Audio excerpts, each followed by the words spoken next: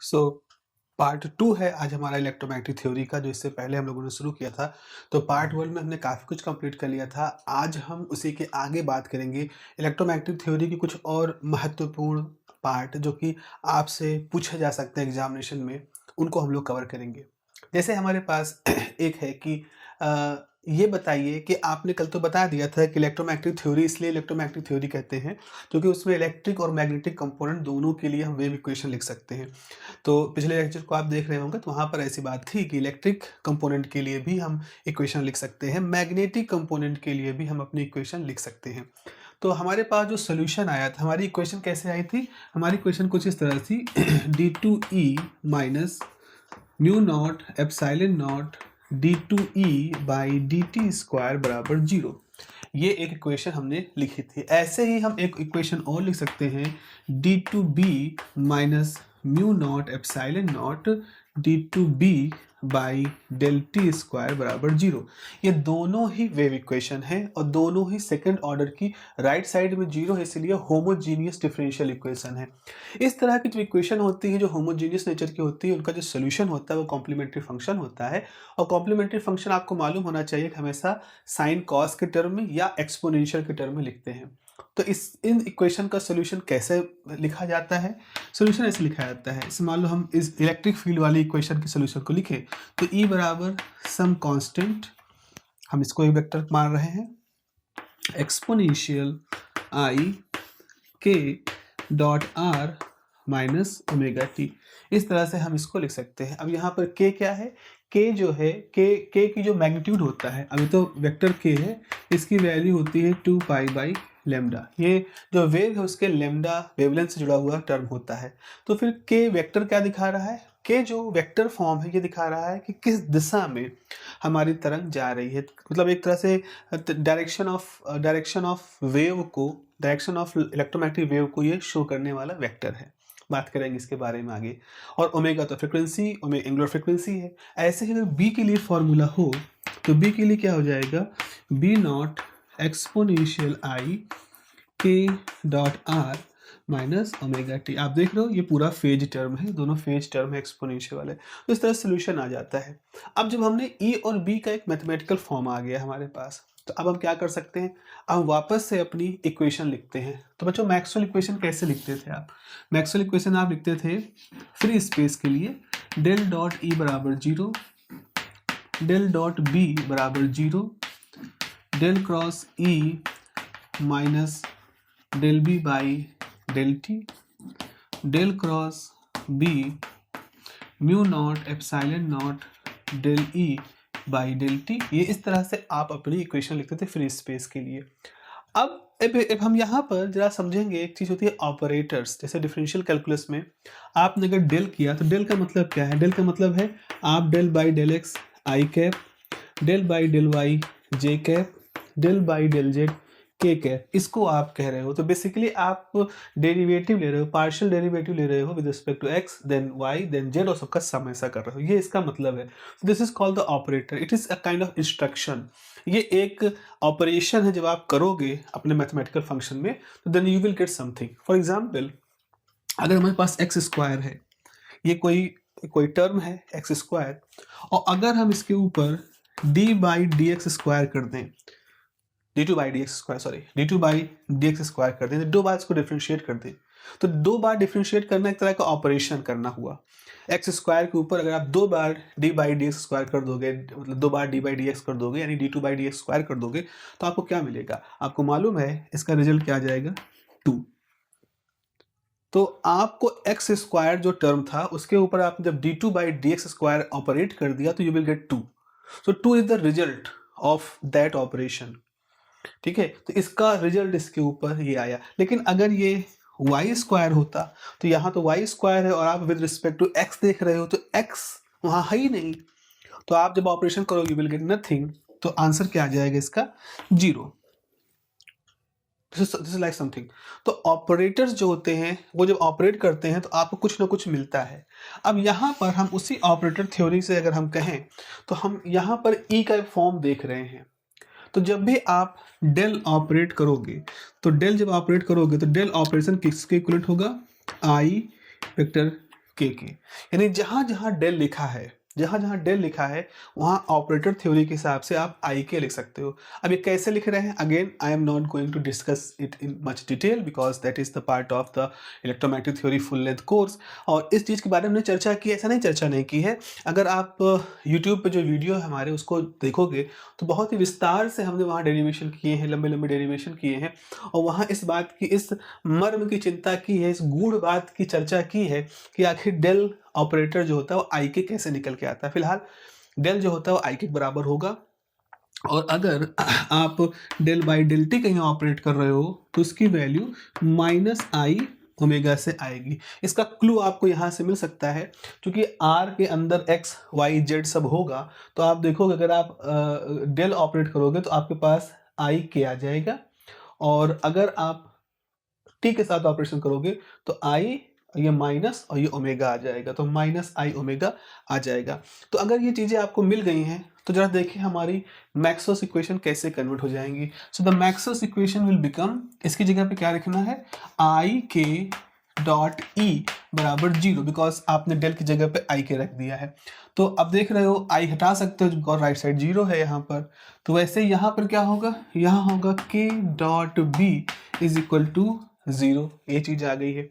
फिर यहाँ से क्या होगा, यहाँ से होगा आई के cross E is equal to minus I omega B, क्योंकि डी बाई डी टी की जगह पर आपने रखा माइनस आई ओमेगा, एक माइनस पहले से था तो जाएगा प्लस आई ओमेगा। अब ये आई हट जाएगा, यहाँ से आई हट जाएगा, तो ये आपके पास आंसर आ जाएगा। यहाँ से क्या होगा, आई के cross B is equal to mu epsilon minus I omega B. यहाँ से भी आई हट गया, माइनस आगे लगा दिया, यहाँ से आई हट गया, तो इस तरह से हमारे पास ये इक्वेशन आ गई। इसको हम सफा कर दे रहे हैं यहाँ से, आपके पास ये अब इसको ऐसे लिख सकते हैं, माइनस आई ओमेगा बी। इस तरह की हम यहाँ पर एक इक्वेशन लिख पा रहे हैं।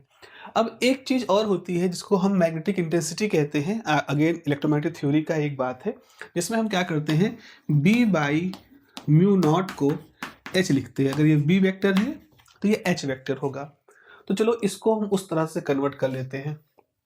तो यहाँ पर k है, वैसे रहने देते हैं, यहाँ कन्वर्ट करने कोई फ़ायदा नहीं, यहाँ पर कुछ करके देखते हैं। तो ये क्या मिलेगा, यहाँ से आपको मिलेगा k cross e is equal to omega B, mu naught से मल्टीप्लाई कर दो, म्यू नॉट से डिवाइड कर दो, और इस पूरी चीज़ को क्या लिख दोगे, h। तो h के फॉर्म में ऐसे लिखा जाएगा। यहाँ पे देखो, यहाँ है k dot B by mu naught, और ये हो जाएगा minus mu naught epsilon omega B upon mu naught. तो ये म्यू नॉट कैंसिल कर देगा, ये म्यू नॉट कैंसिल कर देगा, तो ये हो जाएगा माइनस एप्सिलॉन ओमेगा बी, और इसकी जगह पे आप क्या लिखोगे, इसकी जगह पे आप लिख दोगे h। तो इस तरह से हमारी कुछ इक्वेशन कन्वर्ट हो जाएंगी। लेकिन इससे हम निकाल क्या रहे हैं, इन इक्वेशन से हमको किस तरह की फिजिकल इंसाइट मिल रही है, क्या हम इसे गहराई में कुछ समझ पा रहे हैं, जरा देखते हैं क्या हम इसको गहराई में समझ पा रहे हैं। देखो k डॉट ई और k डॉट बी का मतलब क्या है, दो वेक्टर, ये दो वेक्टर का डॉट प्रोडक्ट 0 कब होगा, दो वेक्टर्स का डॉट प्रोडक्ट 0 तब होगा जब वो दोनों वेक्टर एक दूसरे के परपेंडिकुलर हो। तो ये थ्योरी ये कह रही है कि अगर वेव जिस दिशा में चल रही है उस दिशा में अगर आपने k को माना है तो E क्या होगा, E हमेशा इसके परपेंडिकुलर होगा। अब परपेंडिकुलर होने का मतलब क्या है, E ऐसे भी हो सकता है, ये भी देखो परपेंडिकुलर है, यहाँ 90 डिग्री का है। E इस तरह भी हो सकता है, यहाँ पर भी परपेंडिकुलर है। E ऐसे भी हो सकता है, यहाँ पे भी परपेंडिकुलर है। तो हम E की कौन सी डायरेक्शन, हम ऐसे मान सकते हैं, हम ऐसे मान सकते हैं, हम ऐसे मान सकते हैं, इनमें से कोई भी दिशा E की हो सकती है। ठीक है, दूसरी इक्वेशन क्या कह रही है, दूसरी इक्वेशन कह रही है कि जो B है मैग्नेटिक कंपोनेंट है वो भी K के परपेंडिकुलर होगा। तो इसका मतलब है B भी इस तरह से हो सकता है, इस तरह से हो सकता है, इस तरह से हो सकता है। तो ये दो इक्वेशन हमको सिर्फ इतना बता रही हैं कि इलेक्ट्रिक कंपोनेंट E और मैग्नेटिक कंपोनेंट B ये दोनों ही जिस दिशा में वेव चल रही है उसके परपेंडिकुलर होंगे। लेकिन यहाँ से एक समस्या और खड़ी हो गई, क्या इसका ये मतलब है कि E यानी कि ये ब्लू वाली लाइन और B यानी ये व्हाइट वाली लाइन, क्या ये दोनों पैरेलल होंगे? आप जरा समझो। अब हम जरा इक्वेशन नंबर इस वाले पे आते हैं। ये इक्वेशन क्या दिखा रही है कि K और E का जो क्रॉस प्रोडक्ट होगा उसकी दिशा में बी होगा। अब आपको मालूम होना चाहिए कि अगर आपके पास एक वेक्टर ए है और एक वेक्टर बी है, इनका क्रॉस प्रोडक्ट अगर ले रहे हो तो इस डायरेक्शन में वेक्टर सी होगा। तो यानी यहाँ पर बी क्रॉस ए जो होगा वो सी होगा। इस तरह से बी क्रॉस ए सी होगा। तो सी की दिशा ए और बी दोनों के परपेंडिकुलर होगी। तो यहां पर वही दिख रहा है, के और ई दोनों के परपेंडिकुलर बी है। इसका मतलब मैग्नेटिक कंपोनेंट जो होगा वो के परपेंडिकुलर भी होगा और ई के परपेंडिकुलर भी होगा। तो जरा इस डायग्राम में देखें, ये हो सकता है नहीं, क्योंकि यहाँ ई और बी एक ही दिशा में है, तो ये स्थिति नहीं हो सकती। ठीक है, क्या ये हो सकता है बी? नहीं, क्योंकि ई और बी 180 डिग्री पर है। 180 डिग्री पर नहीं होना, 90 डिग्री पर होना है, तो ये नहीं हो सकता। तो अगर आपने यहाँ पर ये ब्लू लाइन से ए से रिप्रेजेंट किया है, तो जो व्हाइट लाइन है इससे आपको बी रिप्रेजेंट करना पड़ेगा। चलो हम यही बना देते हैं, ये हो जाएगा बी। तो ये जो डायग्राम है वो ये शो कर रहा है कि जब किसी डायरेक्शन में वेव चल रही होती है तो ए कंपोनेंट और बी कंपोनेंट वो दोनों एक दूसरे के परपेंडिकुलर भी होंगे और साथ ही साथ ई के परपेंडिकुलर होगा, के बी के परपेंडिकुलर होगा। इस तरह से सब आपस में परपेंडिकुलर होंगे और एक म्यूचुअली ऑर्थोगोनल सिस्टम की संरचना करके देंगे आपके सामने। तो ये एक बहुत ही बेहतर सा मॉडल था, मैथमेटिकल मॉडल।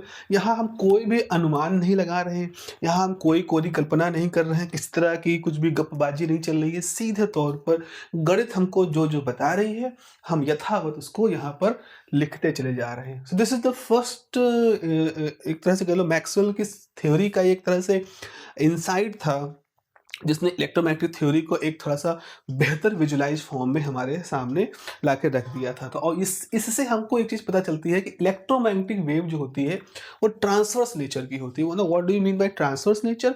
ट्रांसवर्स नेचर का मतलब होता है कि जिस दिशा में वेव जा रही है, बाकी के जो कंपन हैं, जो वाइब्रेशंस हैं, जो इलेक्ट्रोमैग्नेटिक कंपोनेंट है, वो उसके परपेंडिकुलर है।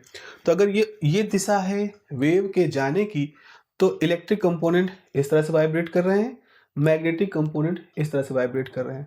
तो electric component up and down, magnetic component left and right, but the light is flowing straight. This is, ये लाइट जा रही है, ये इलेक्ट्रिक कंपोनेंट, ये इलेक्ट्रिक कंपोनेंट, ये मैग्नेटिक कंपोनेंट। तो electric component, magnetic component, electric component, magnetic component इस तरह से वाइब्रेट करते हुए आपस में आगे बढ़ रहे हैं।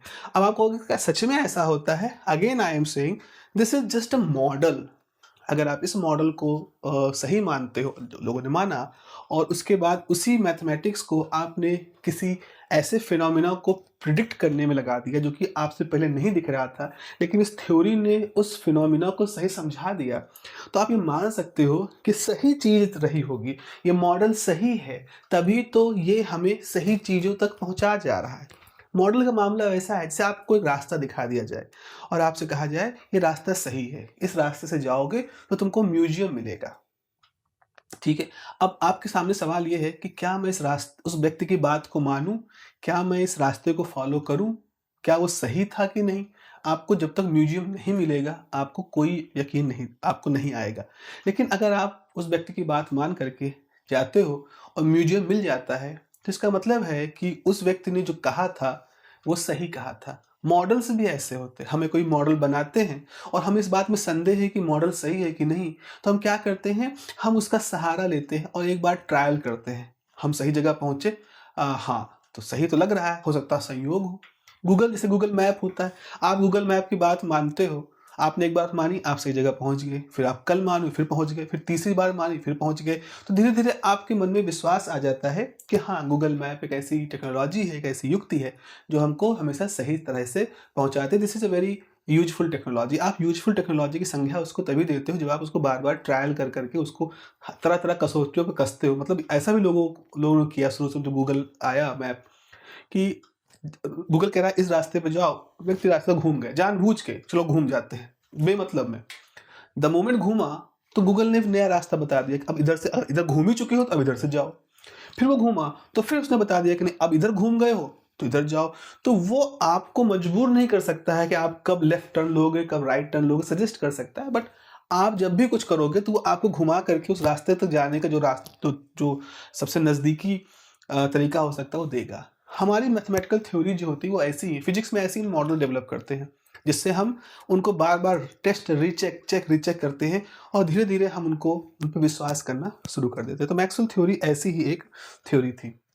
तो this theory says that this is the proof, ये पूरा वो प्रूफ है, वो तरीका है जिससे कि आप ये लिखते हो कि ओके, ये शो कर रहा है कि इलेक्ट्रोमैग्नेटिक थ्योरी एक सही करेक्ट थ्योरी है और इलेक्ट्रोमैग्नेटिक वेव जो होती है वो ट्रांसवर्स नेचर की होती है, बिकॉज इसके अंदर जो वाइब्रेशंस होते हैं वो जिस दिशा में वेव चल रही है उसके परपेंडिकुलर होते हैं और म्यूचुअली परपेंडिकुलर इस तरह से होते हैं। अब एक सवाल ऐसा भी पूछ सकते हैं कि यहाँ पर तो आपके पास तरह-तरह की इलेक्ट्रिक कंपोनेंट है, मैग्नेटिक कंपोनेंट है, इस तरह के कंपोनेंट हैं आपके पास। तो ऊर्जा कहाँ रहती है? ऊर्जा इलेक्ट्रिक कंपोनेंट में ज़्यादा होती है कि मैग्नेटिक कंपोनेंट में ज़्यादा होती है? मेरा कहने का मतलब ये है कि इलेक्ट्रिक और मैग्नेटिक जो आप ये कंपोनेंट ले रहे हो, इनमें एनर्जी डेंसिटी का क्या योगदान है? एनर्जी डेंसिटी की कितनी मात्रा इनके अंदर होती है, इसके बारे में हम थोड़ा-सा अंदाज़ा लगाना चाहते हैं। तो चलिए, हमारे पास सवाल है कि इलेक्ट्रिक एंड मैग्नेटिक एनर्जी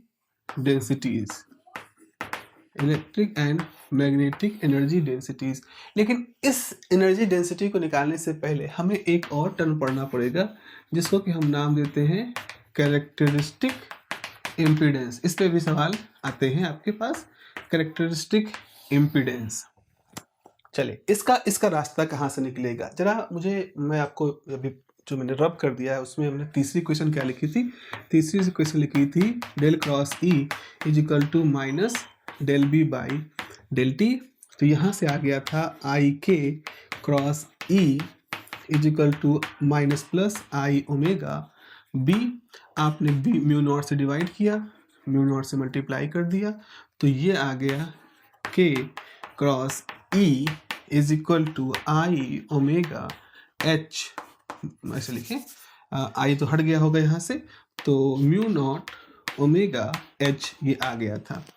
अब ये तो वेक्टर फॉर्म में है, स्केलर फॉर्म में लिखेंगे तो के ए साइन थीटा और मान लो एच की वैल्यू साइन थीटा के अलॉन्ग है, तो स्केलर फॉर्म में क्या लिखा जाएगा?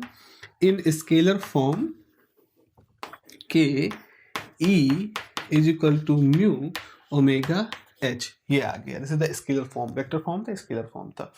अच्छा, एक तो ये हो गया। दूसरा हम एक और इक्वेशन लिखी थी, क्वेश्चन नंबर 4 क्या थी कि del cross B is equal to mu epsilon del E by del T था, ठीक है ना। तो यहाँ पे आप लिखोगे आई के cross B is equal to mu epsilon minus I omega E, ये आ गया। अब देखो, यहाँ आई हट गया, यहाँ से आई हट गया, तो और यहाँ म्यू नॉट से डिवाइड कर दो, तो K cross B by mu naught सीधे हम लिख दे रहे हैं, एच हो जाएगा बराबर एप्साइलन माइनस ओमेगा ई, ये हो जाएगा। इसको भी स्केलर फॉर्म में लिखोगे तो k H is equal to this minus epsilon omega E, इस तरह से हो जाएगा, ठीक है। अब क्या कर सकते हैं? अब एक काम कर सकते हो, एक काम करो, इनको डिवाइड कर दो। के का नोटेशन थोड़ा अलग कर दिया ना मैंने, हाँ ये कर दो। अब हम क्या करें, इसको हम डिवाइड कर दें, तो और k E mu omega H divided by k H epsilon omega E, minus रख दें, माइनस रखे रहते हैं, के कैंसिल, तो यहाँ से हो जाएगा ई स्क्वायर, ऐसे जाएगा E square upon H square is minus mu omega cancel upon epsilon. Mod ले लें, मॉड की इसकी मॉड वैल्यू ले लें जो कि माइनस है, तो ये ऐसे हो जाएगा, तो यहाँ से हो जाएगा E by H is equal to minus को हमने हटा दिया बिकॉज वो हमने मॉड ले लिया, is mu naught upon epsilon naught. तो ई बाई एच जो हो गया वो mu naught upon epsilon naught आ गया आपके पास। और ये जो वैल्यू होती है इसको हम जेड कहते हैं। ये जो जेड होता है इसे नाम दिया जाता है characteristic impedance of electromagnetic impedance of electromagnetic wave, characteristic impedance of electromagnetic wave. और इसकी एक वैल्यू निकल के आती है लेट मी 377 ओम होता है। इसकी वैल्यू जो होती है 377 ओम होती है। Again without going to deep into this matter, ये क्या बता रहा है? ये बता रहे हैं कि जब लाइट चलती है किसी मीडियम में, मतलब जब लाइट चलती है, वो चूंकि आपस में इलेक्ट्रिक और मैग्नेटिक कंपोनेंट जुड़े होते हैं और इंटैगल्ड होते हैं, अटैच्ड होते हैं, तो वो आपस में कनेक्शन होने की वजह से उनके अंदर एक प्रतिरोध रहता है। अब ये प्रतिरोध ऐसा नहीं है कि इलेक्ट्रोमैग्नेटिक वेव हवा की रगड़ लग रही है इसलिए प्रतिरोध है, वो उसके इंटरनल स्ट्रक्चर का प्रतिरोध जो कि इलेक्ट्रिक और मैग्नेटिक कंपोनेंट आपस में जुड़े होते हैं। तो इसकी वजह से क्या होती है, इसकी वजह से फ़र्क क्या पड़ा? तो अगर आपको कभी दिमाग में आए कि वेलोसिटी ऑफ लाइट 3 × 10⁸ ही क्यों है, why not more than that, तो उसमें एक कारण ये भी होता है बिकॉज उनका जो इंटरनल स्ट्रक्चर है इलेक्ट्रोमैग्नेटिक वेव का, जो इलेक्ट्रिको मैग्नेटिक कंपोनेंट का, वो जो 377 ओम की वैल्यू है, ये वो वैल्यू है जो कि उनके इलेक्ट्रिक और मैग्नेटिक कंपोनेंट को बांधे रखती है। और इसी बांधे रहने की वजह से ही उसकी अधिकतम गति पर भी एक सीमा लग चुकी है। It is very much like जैसे हम चल रहे हैं और हमको कितनी भी वेलोसिटी से हम चल सकते हैं, हम दौड़ सकते हैं, लेकिन अधिकतम वेलोसिटी पाने में हमारे ऊपर लिमिटेशन क्या है कि हमारे जो हम जब चल रहे होंगे तो हमारी जो पैर की हड्डी होगी, तो जांग की हड्डी होगी, वो भी तो दौड़ रही होगी, ऐसे घिस रही होगी। अगर हम बहुत हाई वेलोसिटी प्राप्त कर लें तो एक समय ऐसा होगा कि ये घिस के टूट जाएंगे और फिर हमारा पैर हमारे कूल्हे से अलग हो जाएगा, हम डीअसेंबल हो जाएंगे। तो हमें अपने आप को बनाए रखने के लिए भले ही हम बहुत तेज़ दौड़ सकते हैं, लेकिन फिर भी हमको उतनी तेज़ दौड़ना होगा जितनी देर में जो चूल की हड्डियां हैं ये टूट के अलग ना हो जाएं। Something like that is on the lighter note, but this is something जो हमारा इंटरनल स्ट्रक्चर हमको एक तरह से रिस्ट्रिक्ट कर रहा है कि नहीं, इतनी इससे ज़्यादा नहीं कर सकते हो। तो जैसे एक और एग्जाम्पल है कि आप साइकिल चलाते हो तो आप अपने पैर से मैक्सिमम स्पीड से पैडल कर रहे हो, आपकी गाड़ी, आपकी साइकिल चल रही है। लेकिन क्या होगा अगर हम किसी फार्मूला 1 रेस कार है हमारे सामने जा रही है, हमने उसमें हुक फंसा दिया, तो अगर हम उस फार्मूला 1 रेस कार में हुक फंसा दें तो वो फार्मूला 1 रेस कार अगर 100-200 किलोमीटर प्रति घंटा की रफ्तार से चल रही सपोज, तो क्या हमारी साइकिल भी 200 किलोमीटर प्रति घंटा की रफ्तार पा पाएगी? नहीं पा पाएगी। आप पूछो क्यों? क्योंकि हमारी साइकिल 200 किलोमीटर प्रति घंटा की रफ्तार अगर पा जाएगी तो उसका इंटरनल स्ट्रक्चर डिसेंबल हो जाएगा, उसके जो धुरे हैं, उसकी जो बॉल बेयरिंग है, वो 200 किलोमीटर प्रति घंटा की रफ्तार को सहने के लिए नहीं बनाएगी, वो तुरंत ही मतलब बिखर जाएगी।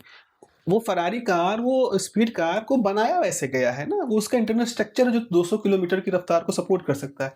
वो वेलोसिटी ऑफ साउंड से नहीं चल सकता, वो कार की अपनी लिमिटेशन है। तो कुल मिला के इस पूरी डिस्कशन का मतलब मेरा यही है कि velocity of light 3 × 10⁸ metre per second क्यों है, why not more than that? because in free space there exists a kind of resistance with the electromagnetic wave, और वो जो रेजिस्टेंस है इलेक्ट्रोमैग्नेटिक वेव का वो 377 ओम के इक्विवेलेंट है, which is a characteristic impedance. वो उस कैरेक्टरिस्टिक मतलब वो उसको खुद का उसका अपनी अस्तित्व के होने की वजह से उसका वो इम्पीडेंस है उसके सामने। This is what I am trying to say. Okay, ये आपको मालूम चल गया है। अगर ये आपको मालूम चल गया है तो ये कैरेक्टरिस्टिक इम्पीडेंस होता है। So now let us move to the electric and magnetic energy density की। भी जो इसके कंपोनेंट होते हैं उनमें आपस में किस तरह का संबंध है? क्या ऐसा तो नहीं है कि मैग्नेटिक ज़्यादा तवज्जो दी जा रही है, मैग्नेटिक डेंसिटी ज़्यादा है, इलेक्ट्रिक डेंसिटी कम है, या इसका उल्टा तो नहीं है? चलिए देख लेते हैं इसका क्या मतलब है। तो इलेक्ट्रोस्टैटिक में हम लोग पढ़ते हैं, अब अगेन हम यहाँ 2 फॉर्मूले यूज करने वाले हैं इलेक्ट्रोस्टैटिक के। तो इलेक्ट्रोस्टैटिक पढ़ते हैं कि अगर कहीं इलेक्ट्रिक फील्ड E है तो वहाँ जो इलेक्ट्रिक फील्ड की डेंसिटी होगी वो होगी ½ एप्सिलॉन E²।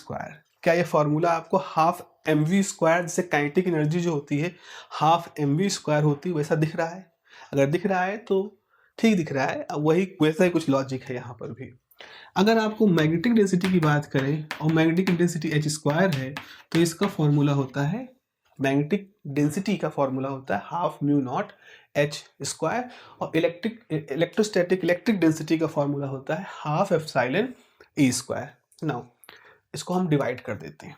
तो अगर हमने इलेक्ट्रिक डेंसिटी को मैग्नेटिक डेंसिटी से डिवाइड कर दिया तो half epsilon not E square and half mu naught h square half half cancel हो गया, तो हमारे पास बचा है एप्सिलॉन नॉट म्यू नॉट और E square by h square. अभी अभी इससे पहले हमने इसकी वैल्यू निकाली है, तो इसकी वैल्यू हमने निकाली है epsilon mu naught under root mu naught by epsilon का होल स्क्वायर। सो यहाँ से आपके पास बचा electric magnetic is epsilon by mu naught multiplied by mu naught by epsilon, this cancel, this is 1, तो this epsilon E epsilon M same. इसका मतलब क्या हुआ? इसका मतलब बच्चों ये हुआ कि जो इलेक्ट्रोमैग्नेटिक वेव होती है उसमें जो इलेक्ट्रिक और मैग्नेटिक कंपोनेंट के पास जो एनर्जी होती है per unit volume, that is the energy density. तो एनर्जी डेंसिटी जो पर यूनिट वॉल्यूम आती है या होती है वो दोनों इक्वल होती हैं, दोनों बराबर होती हैं।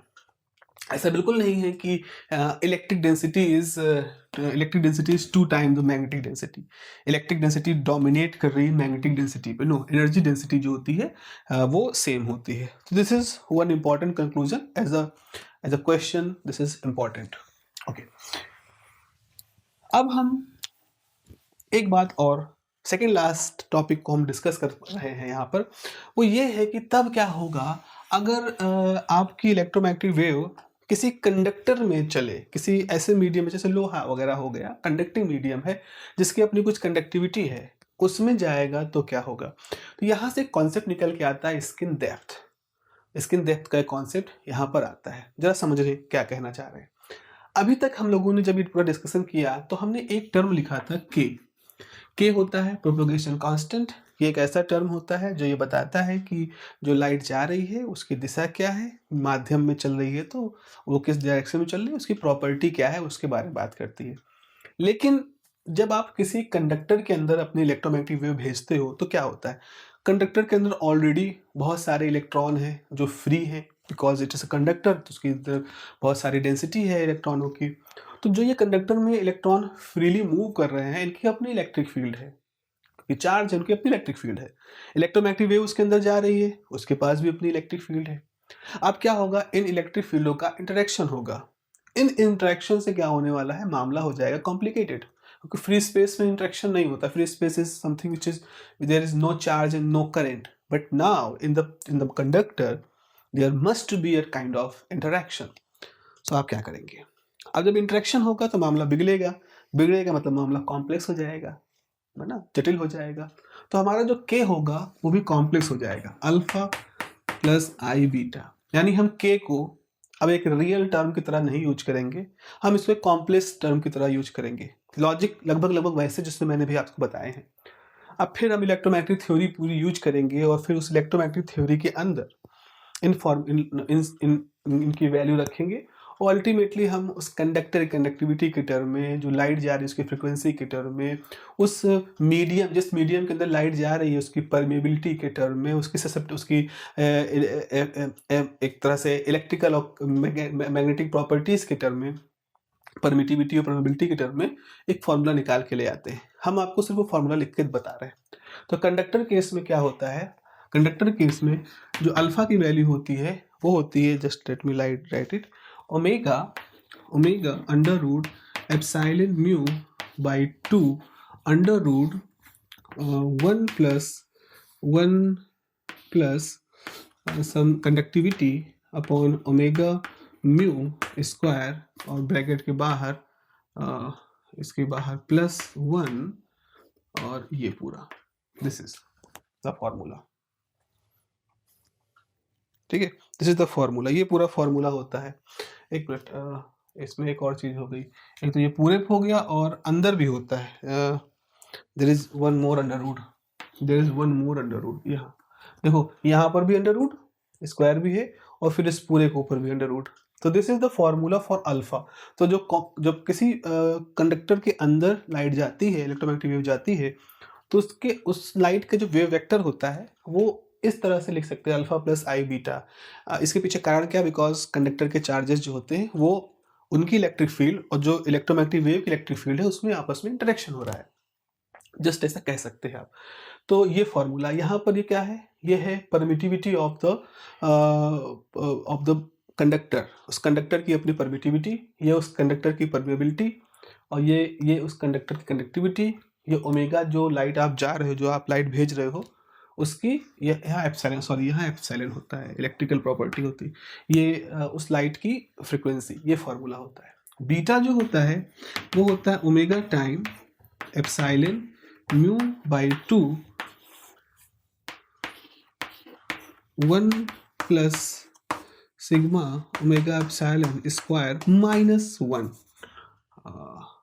-1, दिस ये होता है फॉर्मूला, सिर्फ +1 और -1 का फर्क है। तो इस तरह से हमारा जो k होता है किसी मीडियम के अंदर जब जाता है तो k एक कॉम्प्लेक्स नंबर ले लेता है, उसमें जो रियल पार्ट होता है उसका ये फॉर्मूला है, उसमें जो इमेजिनरी पार्ट होता है उसका ये फॉर्मूला है। ये जो पार्ट होता है जिसमें I लगा होता है, ये फेज में एक तरह से, मतलब एक तरह से आप उसको फेज से बाहर हो जाता है, मैग्नीट्यूड में कंट्रीब्यूट करता है। Again I am not going to discuss the technicalities. अगर हमारा कंडक्टर बहुत अच्छा कंडक्टर है, अगर गुड कंडक्टर है, तो अगर वो एक गुड कंडक्टर है, गुड कंडक्टर में क्या होता है, ये जो कंडक्टिविटी वाला टर्म बहुत बड़ा होगा, तो कंडक्टिविटी वाला टर्म जो होता है बहुत बड़ा होता है, ओमेगा एप्सिलॉन से ये पूरा टर्म बहुत बड़ा होगा, इतना बड़ा होगा कि 1 से बहुत ज़्यादा होगा। तो ये 1 भी निगलेक्ट हो गया और ये 1 भी निगलेक्ट हो गया। तो अगर 1 और 1 निगलेक्ट हो गया तो बचेगा under root this whole term का स्क्वायर, तो स्क्वायर अंडर रूट से हट जाएगा। तो आपके पास फार्मूला क्या हो जाएगा, अल्फा की वैल्यू हो जाएगी ओमेगा एप्सिलॉन म्यू बाई 2, यहाँ अंडर रूट बचेगा और ये तो निगलेक्ट हो गया, ये भी निगलेक्ट हो गया, तो सिर्फ बचेगा कंडक्टिविटी ओमेगा एप्सिलॉन।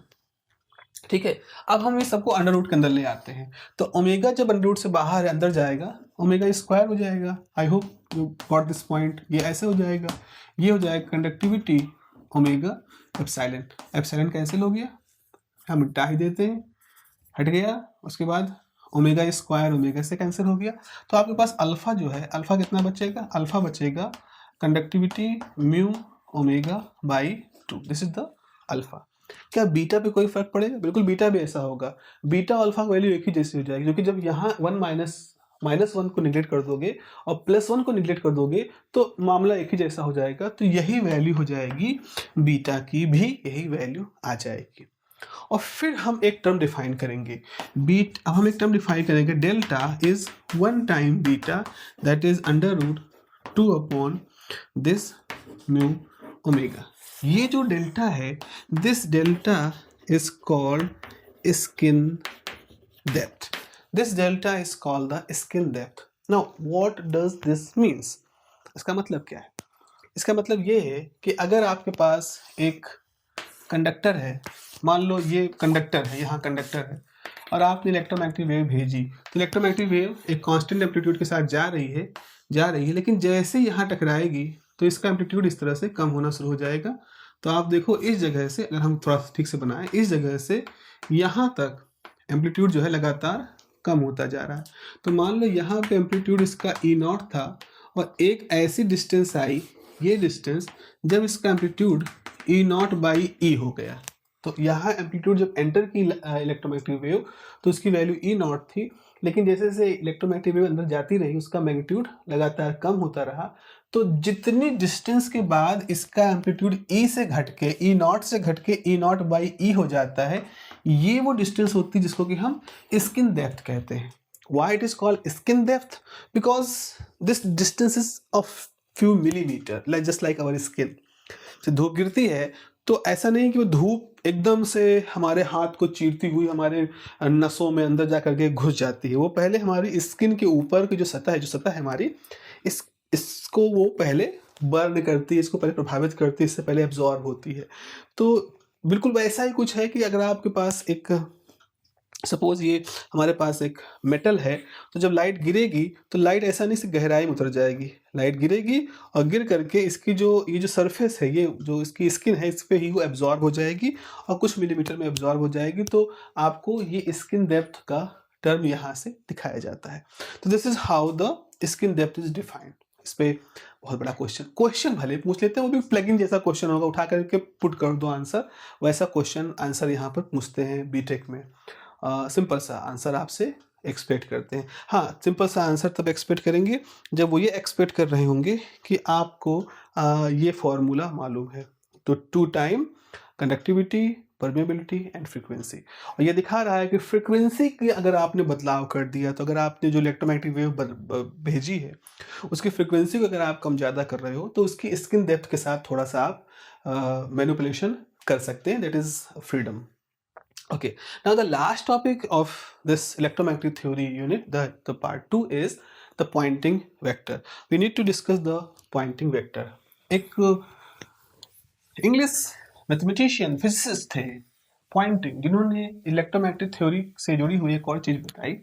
उन्होंने इस बात को ही कहा कि भाई अभी अभी आपने बताया कि जिस दिशा में इलेक्ट्रोमैग्नेटिक वेव चलती है उसके उसमें इलेक्ट्रिक कंपोनेंट उसके परपेंडिकुलर होते हैं और मैग्नेटिक कंपोनेंट वो इलेक्ट्रिक कंपोनेंट और डायरेक्शन ऑफ प्रोपगेशन दोनों के परपेंडिकुलर होते हैं। इसकी एनर्जी डेंसिटी और इसकी एनर्जी डेंसिटी सेम होती है।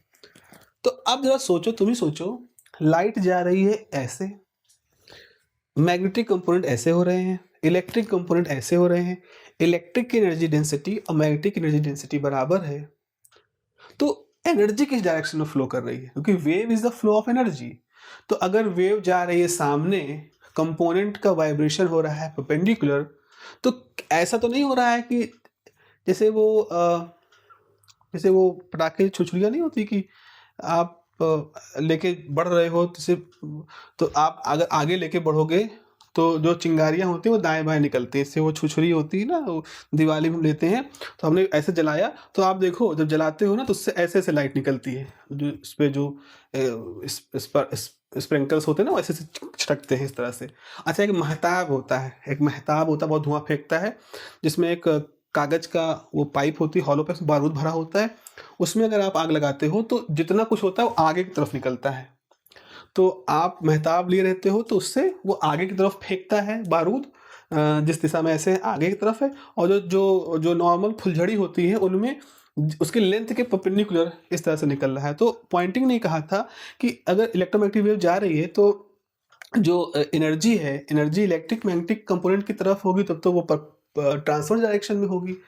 बट पॉइंटिंग ने इस चीज़ को जब बहुत ही मैथमेटिकल तरीके से with the help of great mathematical insight जब वो उसको देखते हैं तो वो पाते हैं कि नहीं, ऐसा नहीं हो रहा है। भले ही हमारी एनर्जी डेंसिटी और मैग्नेटिक डेंसिटी दोनों ही परपेंडिकुलर डायरेक्शन में है, but still the direction of flow of energy is in the direction of flow of wave.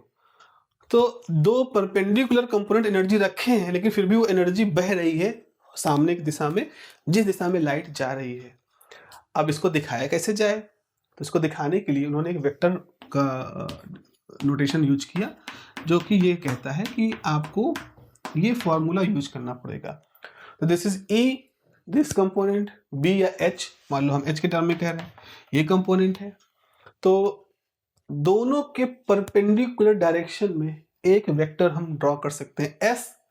इस केस में K की वैल्यू, K की डायरेक्शन और S की डायरेक्शन सेम है। तो यहाँ पर क्या हो रहा होगा प्यारो, यहाँ पर आपका जो direction of flow of energy है, it is same direction in the flow of the wave. So this is the Poynting vector. अगर आप इसको B के टर्म में लिखना चाहो तो H की जगह पे क्या लिख सकते हो, B बाई म्यू नॉट।